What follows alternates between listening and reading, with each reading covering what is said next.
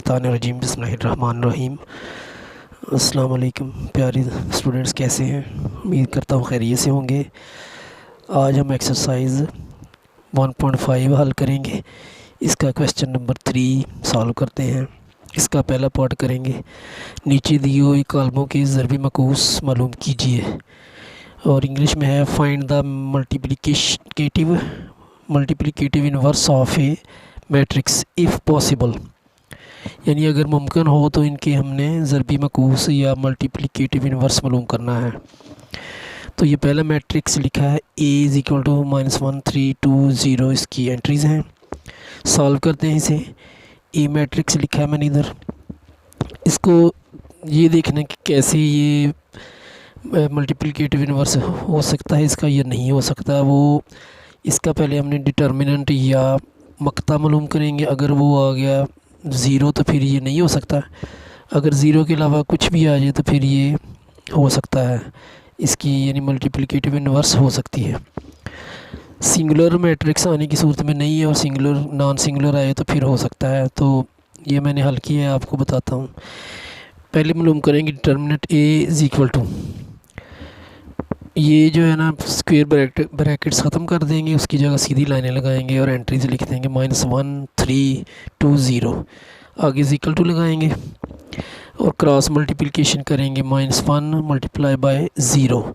आगे इधर माइनस का साइन आएगा, ये हमेशा माइनस ही आता है इधर।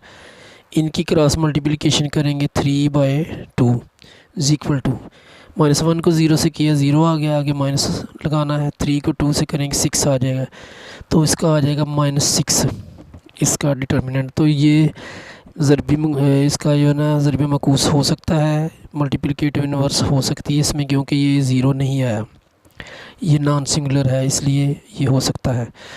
अब इसका हमने मल्टीप्लिकेटिव इनवर्स के लिए एडजाइन ए मालूम करेंगे।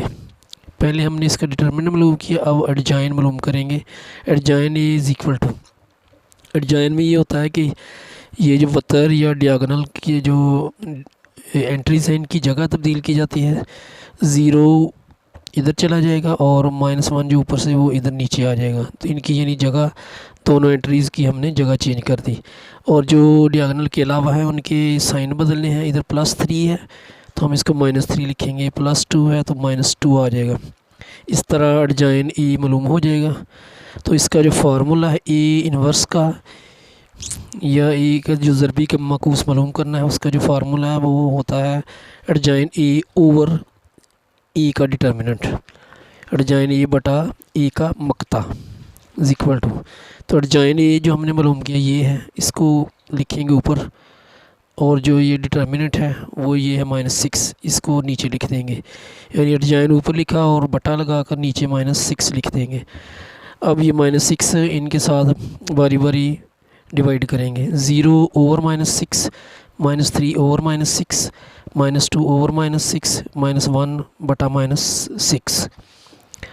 अब जिसके ऊपर भी 0 और नीचे कोई भी रकम हो वो 0 हो जाता है। तो ये ए इनवर्स फाइनल इधर आ रहा है, तो ये 0 हो जाएगा।